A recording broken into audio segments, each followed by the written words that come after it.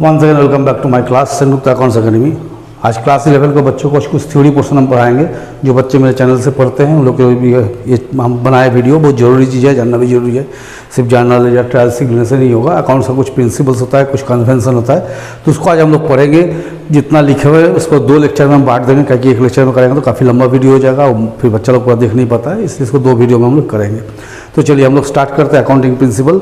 और स्टार्ट करने के पहले बोलेंगे अगर नए हैं तो जरूर सब्सक्राइब कीजिए। देखिए अकाउंटिंग प्रिंसिपल क्या होता है कि अकाउंट्स जो बनता है ना, वो क्या होता है, अकाउंट्स में बहुत सारा इंटरेस्टेड पार्टी होता है। आइदर दे आर एक्सटर्नल और इंटरनल। इंटरनल जैसे हो गया ओनर हो गया, मैनेजर हो गया, इंटरनल हो गया, एक्सटर्नल हो गया क्रेडिटर, इन्वेस्टर्स, ठीक है। तो सभी को क्या है कि अकाउंट का इन्फॉर्मेशन चाहिए। तो इन्फॉर्मेशन इस तरह से होना चाहिए कि सबको समझ में है और एक जनरल रूल को फॉलो करे, ठीक है। एक जनरल सेट ऑफ रूल को फॉलो करे ताकि सभी को दिमाग में सराय और पूरा वर्ल्ड में जो एक ही रूल फॉलो हो उसी के आधार पर अकाउंट्स बनना चाहिए। तो उसी को हम लोग अकाउंटिंग प्रिंसिपल में डिस्क्राइब करते हैं। क्या लिखे है देखिए, accounting statement are needed by the various parties such as investor, owner, creditor, government etc. है ना। अकाउंटिंग के इन्फॉर्मेशन क्या होता है, बहुत सारा स्टेटमेंट जो होता है बहुत सारा पार्टी को, यूजर्स को जरूरत पड़ता है। उसमें कौन कौन है, इन्वेस्टर है जो लोग हमारे बिजनेस में इन्वेस्ट करता है, क्रेडिटर्स है जो हम लोग को उधार देता है, बैंकर्स है जिससे हम लोन वगैरह लेते हैं, आपका गवर्नमेंट का भी इंटरेस्ट है कि गवर्नमेंट को टैक्स का पर्पस होता है। तो ये क्या होता है, according to accounting statement disclose the profitability and solvency of the business. किसी भी अकाउंटिंग स्टेटमेंट को जो बनाते हैं उससे क्या दिखता है कि बिजनेस का प्रॉफिटेबिलिटी पोजीशन क्या है या उसको सॉल्वेंसी क्या है। देखिए सॉल्वेंसी मतलब जो दिवालिया नहीं हो रहा उसका फाइनेंशियल पोजीशन। इंसॉल्वेंट मतलब कौन हो गया, जो कंगाल हो गया, दिवालिया हो गया। तो ये सब चीज़ों को कहाँ से पता चलेगा, बिजनेस का फाइनेंशियल स्टेटमेंट से या अकाउंटिंग स्टेटमेंट से पता चलता है, ठीक है। So it is necessary that such statement should be prepared according to some standard language and set of rules। इसलिए क्या है कि इसको कुछ स्टैंडर्ड लैंग्वेज और कुछ सेट ऑफ रूल से बनाना चाहिए जो जनरली सबको एक्सेप्टेड होता है। इसको बोलते हैं gap, generally accounting accepted principal. देखिए लिखे gap, generally accepted accounting principle. ये गैप के मतलब ऑल ओवर वर्ल्ड में क्या होता है, इसी प्रिंसिपल को आधार पर हम लोग बनाते हैं, ठीक है। तो kinds of accounting principle. Accounting principle को हम लोग क्या करें, 2 भाग में बांट देते हैं। एक होता है अकाउंटिंग कॉन्सेप्ट्स और एजम्पशन, एक होता है अकाउंटिंग कन्वेंशन। तो आज हम लोग जो पढ़ेंगे अकाउंटिंग कॉन्सेप्ट और एजम्पशन पढ़ेंगे।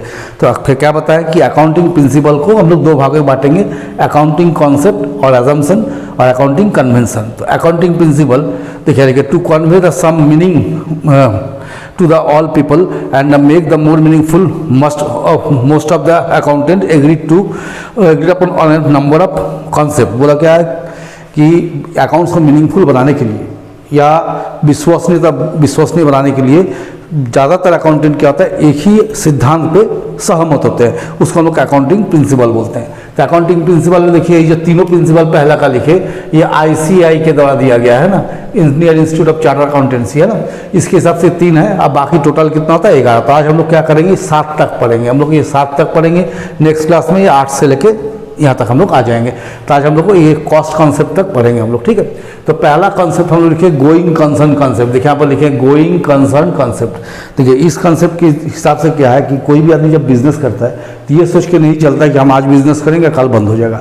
बिजनेस को कॉन्सेप्ट क्या होता है कि बिजनेस निरंतर चलता रहेगा, इसका प्रक्रिया सब जारी रहेगा और हम लोग बिजनेस करते रहेंगे। That is going concern concept. अगर हम लोग ऐसा सोच को कोई काम करते हैं कि आज करेंगे कल बंद हो जाएगा तो बिजनेस नहीं होता है। बिजनेस क्या होता है, कंटिन्यू चलता रहना चाहिए। हमारा जो भी ट्रांजेक्शन होता है उसी के बेस पे होता है कि बिजनेस मेरा चलते रहेगा, तब हम रिकॉर्ड करते हैं। अगर हमको मालूम हो जाएगा कि साला एक सामान खरीद के लाया बेच दिया कल से बंद, तो वो बिजनेस नहीं होता है। तो क्या लिखता है, according to this concept business will continue to exist for a long period, ठीक है। भविष्य क्या होता है, लॉन्ग पीरियड के लिए एग्जिस्ट करेगा, इसलिए हम लोग भविष्य के लेन देन को इसमें लिखा करते हैं, भविष्य के संबंध में आयोजन करते हैं, ठीक है। दूसरा लिखे कंसिस्टेंसी कॉन्सेप्ट। देखिए कंसिस्टेंसी कॉन्सेप्ट क्या होता है कि जब आप अकाउंट्स बनाते हैं ना तो आपको किसी एक प्रिंसिपल को फॉलो करना चाहिए। हर साल अगर आप प्रिंसिपल को अलग अलग कर दीजिएगा, सिद्धांत को अलग अपनाइएगा, तो उसमें दिक्कत क्या होता है, दिक्कत ये होगा कि प्रॉफिट लॉस अकाउंट को या बैलेंस शीट को कंपेयर कर पाना मुश्किल हो जाता है। मुश्किल क्या होता है कि अकाउंट एक यूनिफॉर्म सिद्धांत से बनते आता है। जैसे पहला साल जो सिद्धांत हम अपनाएं उसी के आधार पर धीरे हर साल हम बनाएंगे तो कॉन्सिस्टेंस रहेगा। और हर साल अगर हम क्या चेंज करते रहेंगे तो उसमें क्या होगा, बहुत सारा दिक्कत का सामना करना पड़ेगा। इसलिए लिखा है this concept state that accounting principle and method should be remain consist one two another year. इस मेथड के अनुसार क्या है कि अकाउंटिंग अकाउंटिंग का जो कॉन्सेप्ट है, प्रिंसिपल जो है वो एक से दूसरे, तीसरे, चौथे, पांचवें जितने भी यार बिजनेस चलते जा रहा है वहाँ सेम रहेगा, इसमें कोई बदलाव नहीं आएगा। तीसरा हो गया एक्रूअल कॉन्सेप्ट। देखिए दो कॉन्सेप्ट होता है, कैश कॉन्सेप्ट, एक होता है एक्रूअल कॉन्सेप्ट। कैश कॉन्सेप्ट में क्या होता है कि जितना कैश का लेन देन हुआ सिर्फ उसी को लेखा करेंगे, बाकी का लेखा नहीं करेंगे।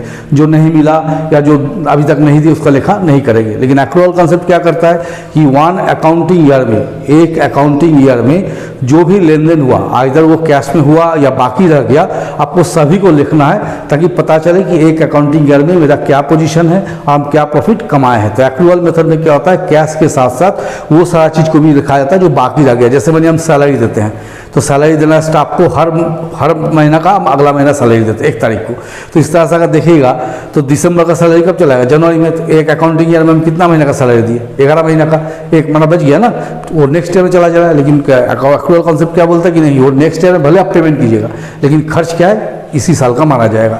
या इसी तरह कोई इनकम अगर है जो हमको साल भर मानिए 5 लाख कमीशन से कमाते हैं तो हमको 4.5 लाख रुपया मिला, 50,000 नहीं मिला, तो हमको वो 5 लाख ही लिखना है, 50,000 आपको बाद में मिलेगा। That is accrual concept. माने इसमें कोई भी जो एक अकाउंटिंग पीरियड के अंदर जो भी ट्रांजेक्शन हो रहा है उसको लिखना है। बिजनेस एंटिटी कॉन्सेप्ट नंबर 4 आपका है business entity concept. Business entity concept क्या होता है, ये देखिए बिजनेसमैन और बिजनेस दोनों क्या होता है, अलग होता है। इसमें साफ साफ बोला जाता है कि इस सिद्धांत के अनुसार कि बिजनेसमैन, इन्वेस्टर, क्रेडिटर सबसे अलग एंटिटी होता है बिजनेस का। बिजनेस एक सेपरेट एंटिटी होता है, इसके साथ इसका मालिक का कोई लेना देना नहीं है, ठीक है। या जो भी ट्रांजेक्शन होता है इन फेवर ऑफ बिजनेस होता है। तो बिजनेस एंटिटी कॉन्सेप्ट मतलब बिजनेसमैन और बिजनेस दोनों क्या होता है, अलग होता है। बिजनेस का एक सेपरेट एंटिटी होता है। तो ये चारों कॉन्सेप्ट समझाए, going concern concept, consistency concept, accrual concept और बिजनेस एंटिटी कॉन्सेप्ट। देखिए अगर चाहता हूँ अभी भी लिख सकते हैं, लिखने से क्या होता है वीडियो आने से ही लंबा होगा, इसलिए हम पहले से लिख के रख देते हैं, उसके बाद हम समझा देते हैं, क्योंकि लिखेंगे तो बहुत टाइम चला जाएगा, लंबा वीडियो होगा। तो चलिए बने रहिए, फिर 3 लिख के हम समझाते हैं। कि फिर हम यहाँ पर 3 कॉन्सेप्ट प्रिंसिपल का लिखे हुए हैं। पहला हो गया आपका मनी मेजरमेंट कॉन्सेप्ट। देखिए अकाउंटिंग क्या बताता है कि बिजनेस में उसी ट्रांजैक्शन को रिकॉर्ड करना है जिसको इन टर्म ऑफ मनी हम एक्सप्रेस कर सकते हैं। चाहे बिजनेस के लिए कितना भी इंपॉर्टेंट टॉपिक हो, जिसको हम पैसा से, मनी से मेज़र नहीं कर सकते, एक्सप्रेस नहीं कर सकते, उसको अकाउंटिंग में नहीं लाया जा सकता है। कोई भी चीज़ जो आपको बिजनेस में हो रहा है, अगर वो मनी से मेज़र हो सकता है, मनी से एक्सप्रेस हो सकता है, तभी इसको लिखना है। That is money measurement concept. Money ऐसा कोई टॉपिक है जो बिजनेस के लिए बहुत ज़्यादा इंपॉर्टेंट है लेकिन वो मनी से मेजर्ड नहीं होता है, तो उसको अकाउंटिंग में हम लोग नहीं लग सकते। ये अकाउंटिंग प्रिंसिपल का नियम है। तो क्या लिख रहा है देखिए, only those transaction recorded in the books of accounts which are being expressed in term of money, जिसको हम मुद्रा से व्याख्या कर सकते हैं उसी को हम लिखेंगे। An event which is very important for business is not express in term of money must not be recorded in the books of account. कोई भी इंपॉर्टेंट टॉपिक, बहुत ही इंपॉर्टेंट टॉपिक क्यों ना हो, अगर वो मुद्रा से मेजर नहीं होता है, पैसा से मेजर नहीं होता है, मनी से मेजर नहीं होता है, तो उसको किसी भी हाल में नहीं लिखना है।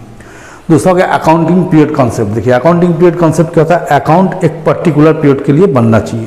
जैसे हम बिजनेस किए जा रहे, अगर पीरियड का पीरियड अगर हम डिटरमाइन नहीं करेंगे तो हम एग्जैक्ट प्रॉफिट और लॉस जान नहीं पाएंगे कि कितना क्या हुआ। मानिए हम 5 साल बिजनेस कर ले, अचानक प्रॉफिट खोजने जाएंगे तो नहीं मिल पाएगा।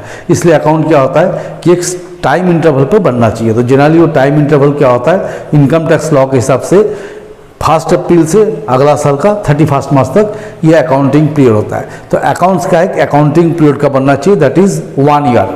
कोई जगह में 6 मंथ में भी प्रिपेयर होता है, ऐसा नहीं होता। किसी जगह संस्था में 6 महीना में भी या क्वार्टरली भी अकाउंट्स को डिस्क्लोज करता है। अब पेपर में आप लोग देखते ही होगा कि क्वार्टर एंडिंग इतना प्रॉफिट हुआ, क्वार्टर एंडिंग इतना हुआ, हाफ ईयर एंडिंग इतना हुआ, ठीक है, वो हो सकता है। लेकिन जनरली क्या आता है कि 1 ईयर का ही गैप रखा जाता है, 1 ईयर टाइम इंटरवल में अकाउंटिंग बनता है। That is accounting period concept. The entire life of the firm is divided into time interval. पूरा फर्म का लाइफ का टाइम इंटरवल बटा हुआ आता है for the measurement of business profit, profit को जानने के लिए। 12 months period is usually adopted. 12 महीने का पीरियड यूजुअली अडॉप्ट होता है। According to income tax law, financial year begin from 1 April and ending on 31 March next year. Financial year कब चालू होता है, 1 अप्रैल को, और खत्म क्या होता है नेक्स्ट ईयर का 31 मार्च को। आप लोगों को ये चीज़ बहुत ध्यान रखना है, आगे जब पढ़िएगा तो आप लोगों को सारा चीज़ फाइनेंशियल ईयर में ही आएगा, ठीक है।